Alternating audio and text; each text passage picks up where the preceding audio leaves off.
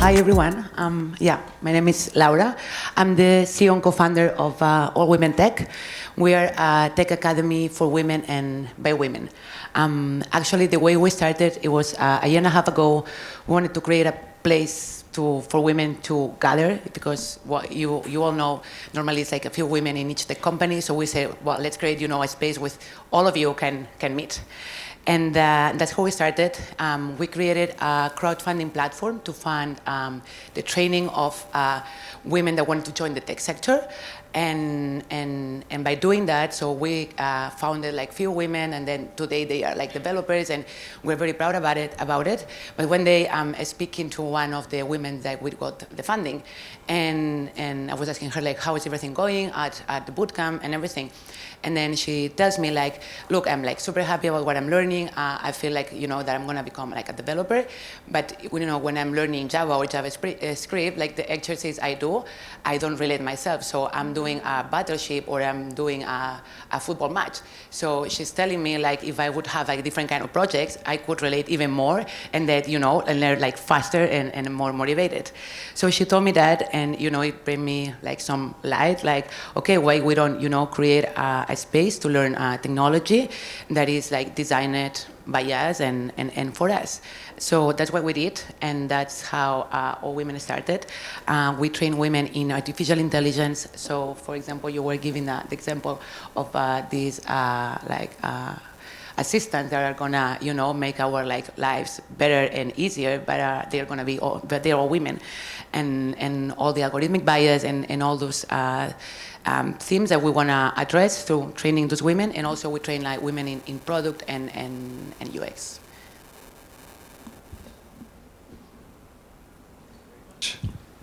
Denise, would you like to give it? I'm Denise. I work with Let Go as a senior product manager. I came up as a developer in the 90s with Microsoft back in Seattle, where I'm from.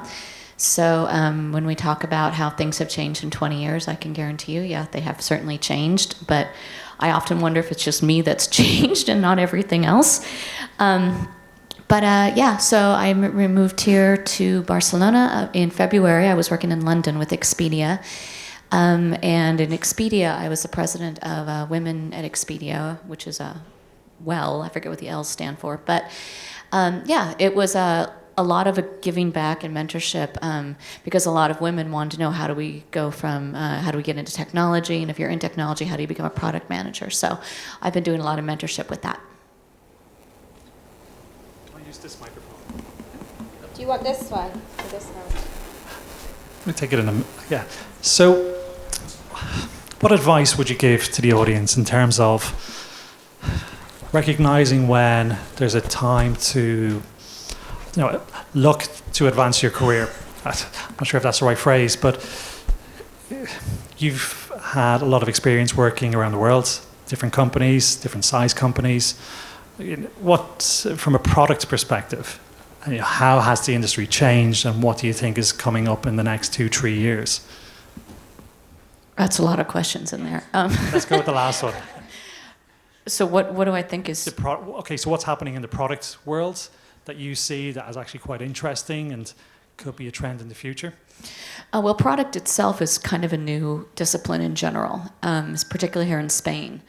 I was a technical product manager and a technical program manager for years before the term product manager was even a thing, and it's kind of morphed into that. But I was a data engineer at Microsoft. I was on the team that built Bing way back in the day. And now it's morphed into data science and machine learning, things like that. And to me, that is the most interesting part. And I've been lucky enough to do product management of data science and machine learning for the last couple of years.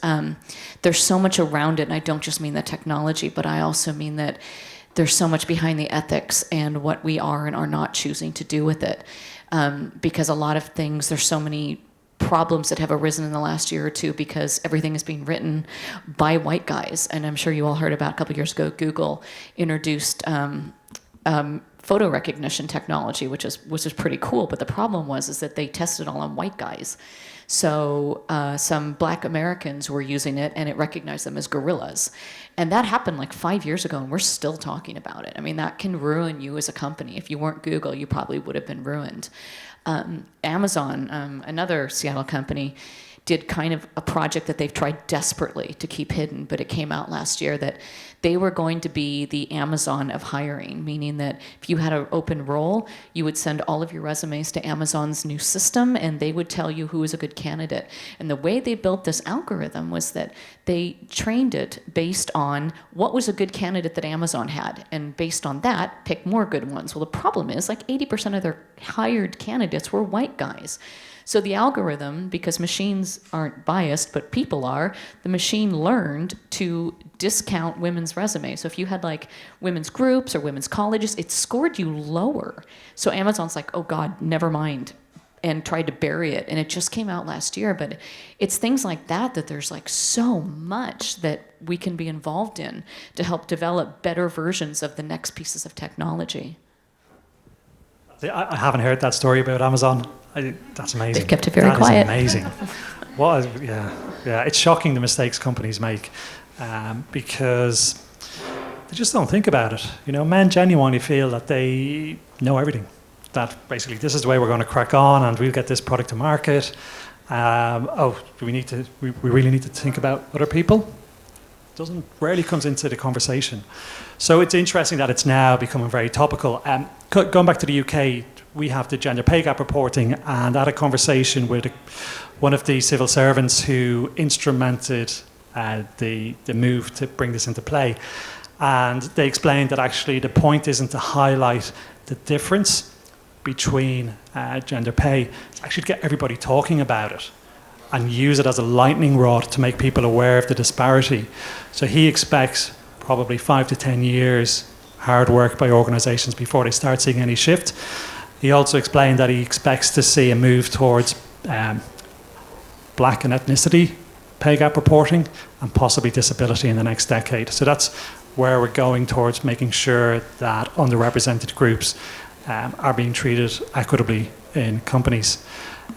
So I'd love the audience to ask some questions, hopefully product related, but also anything to do with challenges you face in work, because between the panelists, they have a lot of experience and have seen a lot of things in the workplace that may benefit you. So who's got the speaker? Does anybody have a question? Hello. Well, I had a question about the statistics that you were referring to before about the gender gap. And I've lost my thought. That was perfect. Well, the question about it is, so we've seen statistical reporting of the differences in like speaking roles in movies and the amount of like black or diversity representatives in film, and we've seen that showing these statistics does not actually affect change. However, what does seem to affect change is some policies that are coming out of Scandinavia and Iceland where they put in gender quotas. So I was kind of curious about anyone's work with encouraging their company to actually think about putting in effective change mechanisms like quotas for diversity or gender hiring. Yeah. We know that those push change. Yeah, it's a really interesting topic within the D&I community. There's an argument for them and there's an argument against them. I'll tell you my own experiences. I had meetings with a very well-known global tech consultancy who freely admitted that they would hire a female over a male if they only met 50% of the job spec to do something to increase their gender diversity. And I had to ask the question, do you think a woman would want to work for you if they found that out? And the guy didn't even, he's like the global head of talent for the organization. He hadn't even considered that. He just thought that was the proactive way to address the imbalance in gender diversity. So setting quotas as well, in my view, is a good way to basically bring attention to a problem area. Your ability, an organization's ability to meet those quotas, though, is something else. And you've got to recognize that the talent pool for technologists is predominantly male. So if you have a company that says we want gender equality or gender split across our 100 technologists, it's going to be very difficult to achieve that. The same when companies talk about increasing gender diversity at board level and senior leadership level. It's very hard. And my own experiences in working in talent acquisition, when I approach or try to poach senior female talent from one organization to my clients, they are a lot more loyal than men are. They will consider it, but if they're looked after, if they're given opportunities, if they believe that they're supported, even if you throw more money at them, they tend to stay where they are. That's my experience from trying to headhunt. With enforced quotas, do you think that it would encourage companies to grow them? No, not necessarily, because I think quotas don't take into consideration the culture of an organization. I've met a lot of tech founders who complain to me, but Dan, we have gender diversity talent slates, and we interview quite a lot of women, and we hire quite a lot of women, but we seem to lose them at the same rate. I'm like, yeah, come on, it's your culture. You're set up to work in a certain way, and you're not allowing difference of opinion. You probably have quite a command and control style leadership. So I keep coming down to quotas can help, but I don't think they're the panacea. Some people believe they are. I can share a really interesting quota story. So second year university, I won an opportunity to work for the summer at Ontario Hydro. So it's coal generation of power plant. Paid huge. It was big money. I won't say the dollar amount because, again, you'll know exactly how old I am then, because that's probably not something someone who passes out newspapers makes today. But it was a huge opportunity. I was so excited. They only hire 10 students a year. And it'd be full-time through the summer, and I'd be able to buy a car, and I was just so excited. I show up day one, and there's 10 of us, and we're all girls. And so that raised an eyebrow. And then I realized we were the loophole for them to achieve their quota every year for women in the workplace, the student program. I could have picked grass like a 5-year-old at a soccer game out in the middle of the field all summer, and I would have received the same paycheck. So I didn't make a difference. I wasn't interested in the job. No one engaged with me. I learned how to cheat at card games, but that's about it. And so the value I got from that job was nil. The amount of time they invested in me was nil. I was literally just a checkbox. So I get scared when I hear of quotas because of that experience, and because I have a worry. My worry is if you're just trying to fill a quota or a box, the worst thing that could happen that could actually set us back further is to have 10 new hires of women who aren't qualified and don't execute well, because that could give that could move us backwards and not show the great talent and the great potential. So I always err on what are we doing to get the conversations going and build from within, and complement that with experienced female leadership, smaller pool to pull from right now, but pull them in to then pull up. I think that's the conversation, and mentorship is where we have to really focus. Yeah, I think there are bad practices of quotas, but I do believe quotas are necessary, but of course well implemented, not as the thing that happened to you. And those quotas, I think that they go together with a plan inside the company, and as you said also, try to look inside and promote the people that you have inside. And a friend of mine that directs a tech company, what she does, they wait to have the same number of male CVs and female CVs, for the same position that they are looking for, and then they just wait. I mean, they can allow themselves to do that. I know sometimes it's not possible to do that, but that's the way. And then when they have the same amount of CVs, they look at it, and is in the end they base their choice in meritocracy, of course, but in equal position, then they choose the woman. And here it's because meritocracy, but she's applying quota. But there are positive ways of doing that, and of course there are ways of cheating that, and then it doesn't make any sense. I think that instead of talking about quotas and hiring, we should be talking about the quotas of the people who are doing the hiring, because if it's been shown that you like what is like you. So if you have 5 white guys who are doing the hiring for a position, the chance that I'm going to get the job, and this has been my experience throughout my programming career, is very low. And what I'm going to hear in feedback is you weren't a culture fit. And I learned after several years what that actually meant. It means I don't go out and play golf, and I don't go get drunk and at the bars after work. And so I think that if you have more diverse people making choices on the hiring, the quotas would take care of themselves. Yeah, I agree. And like, has anybody done unconscious bias training? Yeah, it seems to be the go-to tool for most companies. Let's do your unconscious bias training and we'll solve everything diversity related. But there is an argument for actually doing it, because and especially for anyone involved in the recruitment process.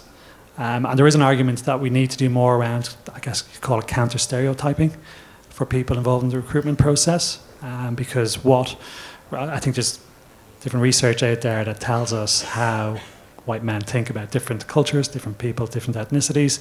So how do you counteract that? There are platforms that allow you to, I guess we call it blind review. So there's a product in the UK that allows organizations to assess candidates, technical candidates, without knowing their name, ethnicity, gender, which apparently is having some good success. There has been but on the other side of that, there's been a lot of research carried out in Australia on blind CVs, and they were trying to increase the gender diversity, and actually what it did was increase more men ended up being hired.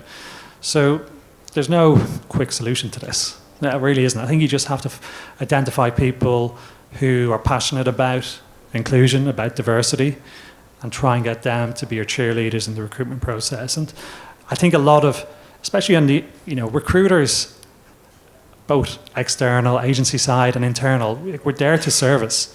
And it can be very hard for a junior recruiter to actually turn around and say, no, I don't think this is the right person to hire. On paper, yes, they look like a good fit, but can we at least wait until we have equal representation for our interview slots? I think that you have to take that approach. And I think it's been convenient for managers to say, really need to make this hire, have to make it business critical. You have to ask, is it? Can they afford to invest in more junior people and get them up to speed over a 12-month period, instead of just doing the easy solution, which is go to market and try and bring somebody in? You touched on something very interesting, Dan, about bringing in more junior people, and that's something I've seen that I'd love to see improved internally in companies. It's been my experience that a lot of men get promoted based on potential. And women don't tend to get promoted until they've actually already proven themselves. They're already executing at that level, which in itself is impossible, really, because you're growing from within. And growing from within and taking that next step usually means you're kind of underwater for a little while until you swim up to the top. And what gets you over the top is mentorship and coaching and programs. And so I'd love your thoughts, Dan, or my fellow panelists, in terms of what their experience is in that as well. I have something there. So I also love that we have put the word in the idea of creating programs within companies to take junior people. So as we're talking about technology, and individuals see that there is a full potential developing a professional career there. I think a lot of women now, they are taking into technology that previously they didn't consider themselves to do it. So now they go to boot camps, they train themselves in technology, and maybe they are junior in technology, but they have a professional career and professional background behind, so they are not that junior. So maybe they are junior analyzing data, but they've been working as a marketing expert for 10 years. So that's something we should consider when we create those programs, that you are not actually getting a junior out of 20 years old. And another thing that I would like to share, so we helped one company to attract women to one of these programs, and it was for a program over a year in data. So 40, 50 women apply to that opportunity, to that program, and it's a year program. You go from different departments and all that with a contract and everything. So when I'm talking with the HR